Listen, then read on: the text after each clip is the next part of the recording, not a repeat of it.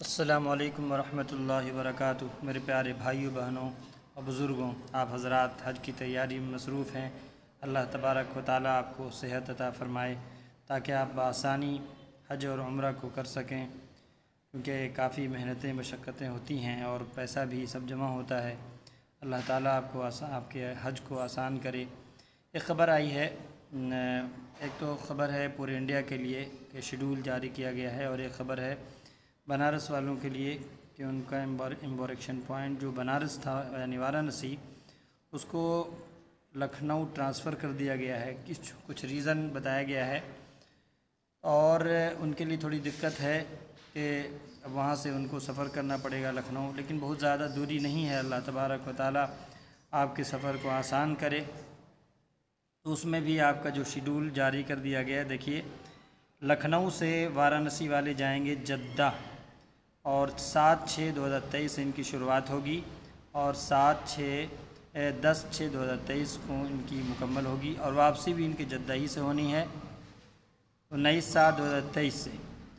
और दिल्ली जयपुर इनकी सारी शेड्यूल दी गई है। दिल्ली वाले का 22/5/2023 से है शुरुआत, यानी आज से, और जयपुर वाले 21 से शुरुआत हो चुकी है। कोलकाता वाले 21 से जाना शुरू हो गया है। रांची वाले को भी कोलकाता ट्रांसफ़र कर दिया गया, उनकी भी जो है फ़्लाइट 21/5/2023 से 10/6/2023 के बीच में है। इसी तरह जो जद्दा से जाने वाली एक पूरी लंबी फहरिस्त है, अहमदाबाद, औरंगाबाद, बेंगलोर, भोपाल और कालीकट, चेन्नई, कोचीन, गया। ख़ास तौर से गया बिहार के बारे में बताना चाहता हूँ कि पहले वो जद्दा जाएंगे। 7/6/2023 से उनकी शुरुआत होगी, 22/6/2023 को उनकी फ़्लाइट यानी आखिरी यानी मुकम्मल होगी। वापसी मदीना से होगी 13/7/2023 से, और आखिरी फ़्लाइट जो वापसी होगी 2/8/2023 को। इसी तरह गुवाहाटी, हैदराबाद, इंदौर सब अपना अपना चाहें तो अपना देख सकते हैं एम्बोरेक्शन पॉइंट, उसका शेड्यूल। तो ये जारी कर दिया गया है आपकी आसानी के लिए, आप बखूबी देख सकते हैं और इत्मीनान हो सकते हैं। अब इसमें किसी तरह की तब्दीली नहीं की जाएगी।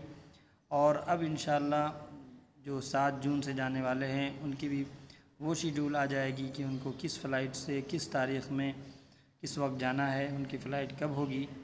लिहाजा आप हज़रात जो है तैयारी में लगे रहें। और बहुत से लोगों ने जो कोविड नहीं लगवाया टीका और वैक्सीन नहीं लगवाया, उनको अगर उन्होंने नहीं लगवाया है तो वो लगवा लें और जल्द से जल्द उसके काम को मुकम्मल कर लें। लिहाजा आप हज़रात से दुआ है कि आप हमारे लिए दुआ करें, अल्लाह ताला हमें भी हज की तौफ़ीक़ अता फ़रमाए और काबतुल्लाह की ज़ियारत की तौफ़ीक़ नसीब फ़रमाए। और इसके अलावा आप हज़रात जो है उन हज़रात को शेयर कर दें ये मैसेज जो हज करने वाले हैं, और दीगर बहुत सारी बातें हज से मुताल्लिक़ आपको मालूमात फ़राहम की जाती हैं। हमारे चैनल से जुड़े रहें, आपको ख़बरें मिलती रहेंगी। हज से मुताल्लिक़ जो ज़रूरी मसाइल हैं वो भी आपको मालूमात होती रहेंगी। अस्सलामु अलैकुम वरहमतुल्लाहि वबरकातुहू।